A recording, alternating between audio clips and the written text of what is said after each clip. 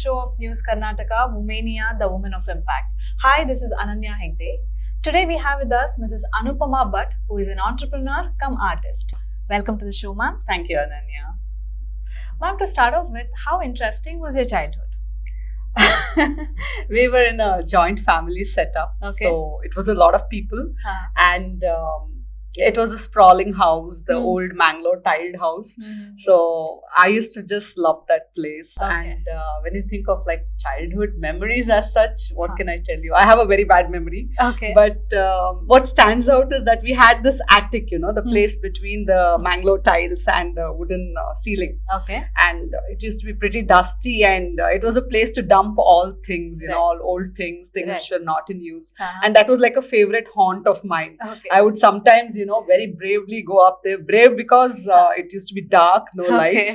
And sometimes rats and snakes chasing the rats. And, it used to be kind of a horror show also at the same time. It was like a treasure hunt for me. I have even now in my holiday home a couple of things which were, I hunted down then. Oh, that's nice. Yeah. Okay. Then how was Anupama as a student? As a student, I can tell you that even now, if I go back to the schools and colleges where I have studied, the teachers who would recognize me immediately would be the teacher in the library and the drawing teacher. And also my English teacher. No. I used to be always in the library whenever time used to permit. That was like my favorite place in the entire school. And sometimes, you'd have this free period where they would say study or do this notes or something, and I would happily have a library book inserted between my textbooks. Wow. So I used to. So you're fond of reading? Yes. I got a distinction. I was first class distinction. All that was there throughout, but it was something that I was doing because I need to do. But my first love was reading English and art. Great. Ma'am, few years back, you were working as a banker. Yes, that's right. Yes. So later on, it shifted to the job of teaching. Yeah. Like, how was the transition? Yeah, the thing is, most of our life, what I have realized is, at least my life, there was nothing planned, I mean, after your 10th, what to do next, that question, it's like it's a milestone for every child even now. And because my marks were good, it was a distinction. So by default, I took science. I mean, you don't think, do you like maths? I hate maths, by the way. But yeah, do you like mathematics or not? Do you like physics? Are you inclined to think scientifically? None of that arises at that point. So the thing is, you have to study, and 10th marks were good. So definitely science. Your options are more. That is the logic that we use behind that.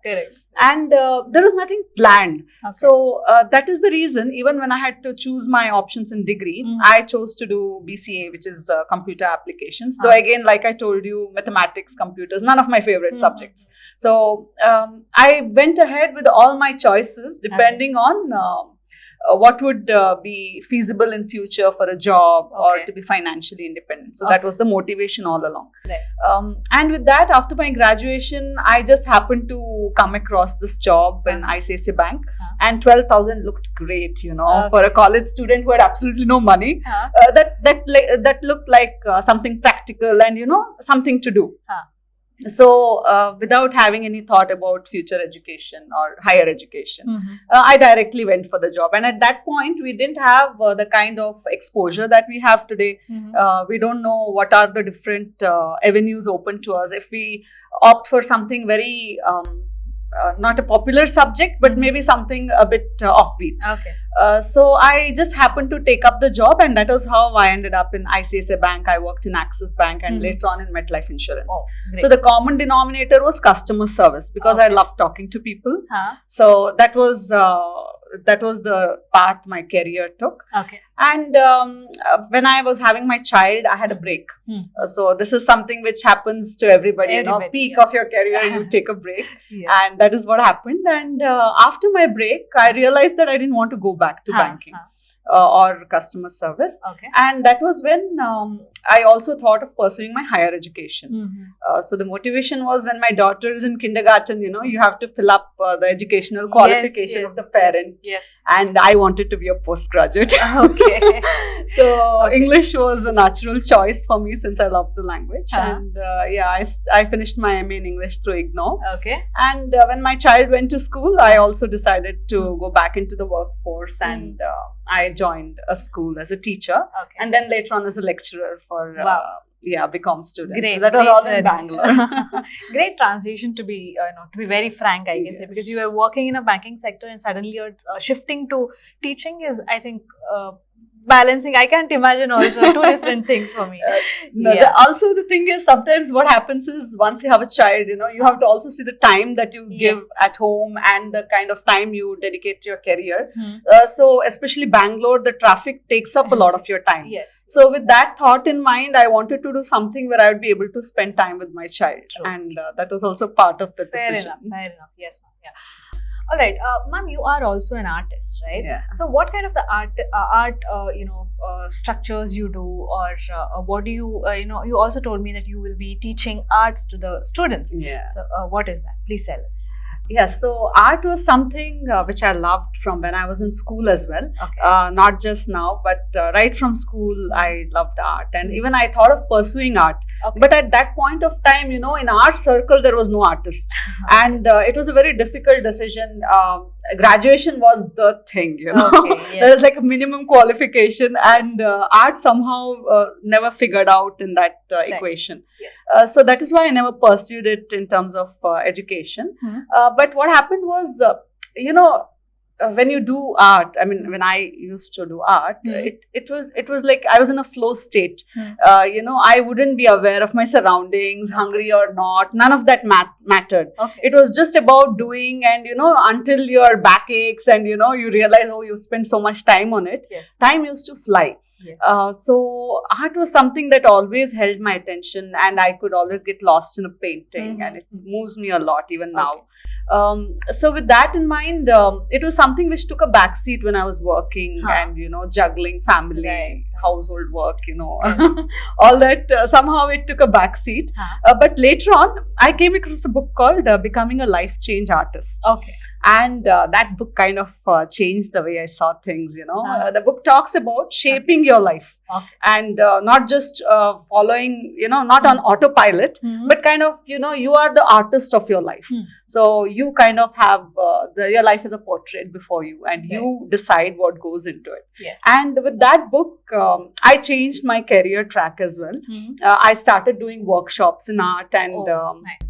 folk art was something which I used to always do, even when I was working or otherwise. Madhubani, Wali art, all that used to really enthrall me. And, with that, I started doing workshops. I also collaborated with other artists. Okay. I used to collaborate with an artist from Telangana with Sharial art, Okay. an artist from Bihar for Madhubani art. So I collaborated with different artists as well. And I used to conduct workshops in different places in Bangalore. That's very nice. Very interesting. Colorful life kind. Definitely. In fact, my neighbor used to tell me, Anupama, after you finish your workshop, you'll kind of glow, It was that good. It used to give me such an energy boost. And yes, definitely it was, especially teaching children was something that was my favorite. Okay. And even during lockdown, in fact, I did a lot of online art workshops, and I was busy all the days. Okay. So, that's yes. Nice. In fact, now I'm doing my BBA, that is Bachelor of Visual Arts in Mahalasa College of Visual Arts in Bangalore. That's very nice, ma'am. Ma'am, apart from your interest in teaching arts, you also own a venture called as Strings of Heritage, right? Yeah. What does it do, ma'am? So I had this house in Mangalore on the first floor. It's an independent house, and my dad had given me that house. So it was just there, and we were in Bangalore. Okay. But it was nicely done, like with traditional elements, and I wanted to stay there when I come to Mangalore. So with that in mind, whenever I come to Mangalore, at least I wanted the house to be available to me. So putting it on rent was out of the question. So with that in mind, I was exploring my options. Okay. Even leaving it bare was not really the best thing to do. And just the previous summer, my parents had gone to UK where my brother stays. Okay. And they had been to different places in Europe. So they had experienced Airbnb stays. Okay. So Airbnb was a good platform where, where I could decide that some days I will give it on rent and some days I will not. Yes. So that option was available. So instead of just giving it on rent, I could always convert it to a holiday home, like a homestay, and the other days it would be available to me. So with that in mind, we just started. Like I told you, I was a hoarder and I had all these old stuff and antiques. Yes. All the previous historical collections. Yes. All that reflects Mangalore culture and basically times, bygone times, and I had all these things. So I wanted to use all these things in that house and I wanted to furnish it. Okay. So in fact, I took the help of one of my friends who's an interior designer in Bangalore called Preeti Prabhu. Okay. So I asked her to come and we put it together like within a span of a week or so. Okay. We put together the entire house and all that I had. We have a gallery wall which showcases a lot of these old Mangalorean stuff and culture. Mainly traditional aspects. We also have this churner and small things, which used to be in the kitchen and they're all up on a wall actually now. Wow. And I think you're tempting me to visit your place. You should, please, you should. Because that wall is like one of my favorite places there. Okay. So we did that and within a week the house was up and running and we put it on Airbnb. Okay. So that was one platform which I used. And we did it in December and this was not planned but something which we just happened to do in December. And luckily for me, that is the season in Mangalore. Okay. The tourist season. So what happened was we were totally booked in December. And that was a bit of a shock for me, even trying to get the house ready for the next guest. It was all, I was practically scrambling around, it was quite unplanned, but it had a very good review and it was taken up very well by the guests. Everybody loved it and I went on improving the place depending on the feedback because until unless you stay there, you don't really know what a place needs. Very true. And every guest had something to say and something to help me make it better. So with all my guest feedback, I was able to bring it to the stage. That was like in 2019. Okay. Yeah, so that was when I did it. Right. Now that you have an experience, so you will also be knowing, okay, this kind of business will have these challenges. So what are those challenges which you have faced in your venture? So initially, the thing is, we had absolutely no background in this. Right. So whatever we did, we learned a few from our mistakes. Okay. For example, I can give a few funny incidents. Like we used to have a very flexible check-in and check-out time, because I understand some people come by bus, some come by train, some by flight, and everything was... The timings are different. Timings are different, and some people expect 24 hours stay and things like that. So we were also flexible, and that flexibility cost us sometimes in the sense that we used to stay in the second floor and the first floor is the guest house. At one point in time, our guests didn't inform us and they came at 6 in the morning, whereas there were already guests on the first floor and we had to wait for them to check out and then we had to open up our home and kind of host them. And it's a place, it's a 3-bedroom, 2,400 square feet place. So we accommodate around 8 to 10 guests. So it is not just 1 or 2 people, Suddenly you have 8 people coming in and you're like, you don't know what to do. So yeah, it was a bit of a learning curve for us. And my dad is also actively involved with the guest house. So he's retired. So together we were able to somehow, manage a few hiccups like this. And now we have a bit of a strict policy where we make sure. I think, you should have some strict policy so that the system will be in the right way. Okay, Ma'am, now that you mentioned about your father, so I'm very much curious to know, how is your support system? Who is supporting you? Yeah, so I have like a passive and an active support system as well. Passive in the sense that my husband is usually very busy with his work. He's working with Infosys. He's a trainer. And he's a workaholic. So he's very much into his work all the time. More like he's very disciplined with his work. So he never usually interferes in my decisions. You would have seen my career background, a bit in banking, a bit in insurance. And then I've been a teacher, lecturer. I've done workshops. So I've been a freelancer. Now I'm an entrepreneur. So things keep changing with me and he kind of takes it in his stride. So that is the passive support I receive from him. So he usually never talks me or say, no, ye nahi karna hai, wo nahi. He never does that. So it's kind of an... it is the support that I require from him. Very much. Yeah, so my house kind of runs on autopilot mode, so nothing much there. My child is 11 years now. Okay. So her care exactly doesn't take up much of my time at this point. Right. So this support is very important for me, you know, where I can independently decide to do whatever I want to. Right. So my cousin always teases me saying that, you know, yeah, until you get bored of this, you'll be doing this. So yes. Yeah. So that is the passive support. Correct. And actively, like I said, my dad is retired. So, and he loves feeding people, hosting people, getting things for us to eat. And, you know, even if he's not, he's a vegetarian, but he would go get fish for those who eat fish and things like that. So he's that kind of a person. So the guest house is the ideal place for him, you know. He gets all kinds of these snacks, all these Mangalorean specialities. Right. And all the guests love him. If you look at the Google reviews, many times, you know, uncle, that is usually mentioned, you know, in terms of hospitality. Wow. So, That's and very nice. my brother is also very involved in the sense that he always tries to give me inputs on what I need to do in terms of. Strategize the thing. Yes, Airbnb was exactly something that he, you know, told me that we could try. Obviously, there are some risks as well. See, you're allowing strangers into your home, but we have hosted more than 300 families now. Great. And not 300 people, families. Families.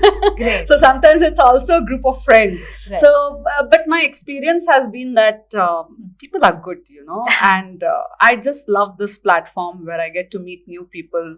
The challenges are still secondary, okay? Like sometimes there are health hazards, like some old people also come to the place and health issues may arise. So we have whatever support we can, you know, always on the ready. We have the local authorities also involved. So anything that we require in terms of support and all, that's just great. I think by giving the good service, you're building the trust as well. For example, if I come to your, you know, heritage home, and if I get the good, you know, experience, I would share it to one of my friends or group of friends so that they also come to you. Definitely. We have a lot of repeat clients. We have a lot of references. Yes. In fact, see, Mangalore is a small place, but we have so many hotels. And if you see, you know, even on Airbnb, so many service apartments. So there's no dearth of competition. It is a very competitive field. But at the same time, I feel ours is a niche. I mean, I have kind of feel that my place is offering something which not every other place will offer. True. In terms of the ambience, it's that old timeless beauty is also there. At the same time, all the modern amenities are there. So people are very comfortable staying at our place. At the same time, they have this homely atmosphere. They have people who care. Yes, you know, that's what is required. Yes. So I feel that makes a lot of difference. Beautiful, ma'am. Beautiful initiative it is. Ma'am, one more question I want to ask you is that how do you wish to contribute to the society?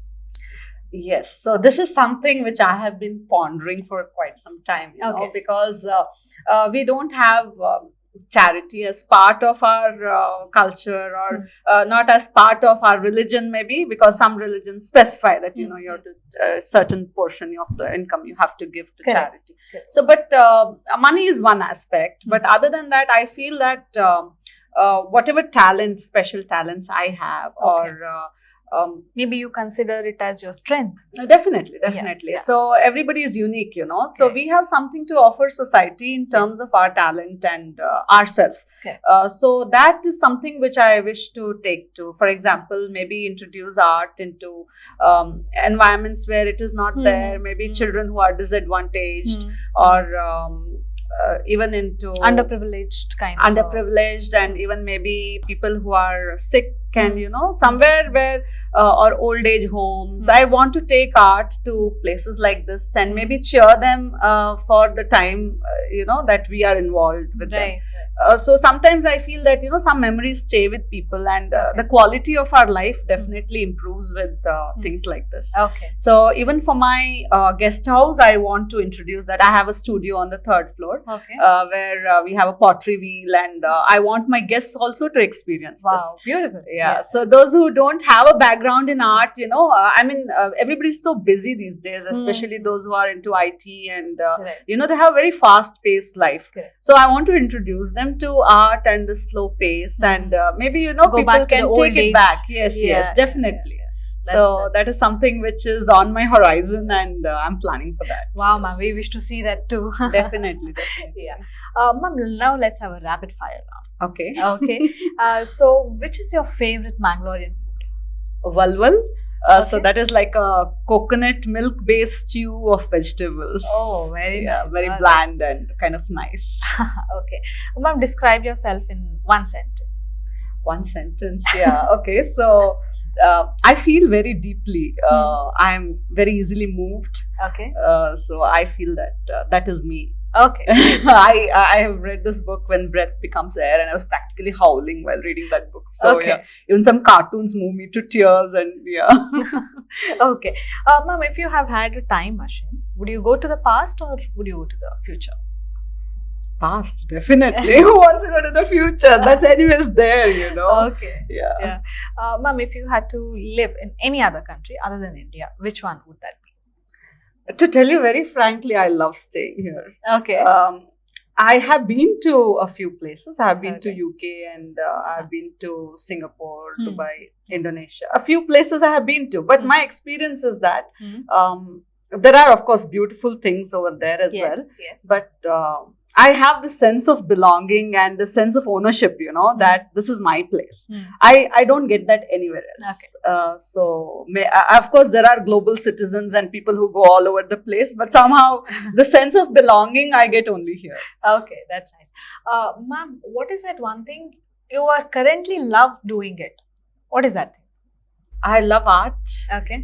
but I have recently taken up strength training. Wow. Okay. So, and that's a joke, because if you come across any of my PT teachers, they'll tell you that I was one person who used to always bunk PT. Bunk in the sense, Okay. no options, migraine, or some Silly or the reasons, other yeah. excuse. Yes, Yeah, yes. yeah, okay. So all pains and gains, and but somehow I would try to miss PT. Okay. But recently I've become very health conscious, Okay. and I'm doing yoga, and I'm doing Alright. strength training. Great, So great. yeah.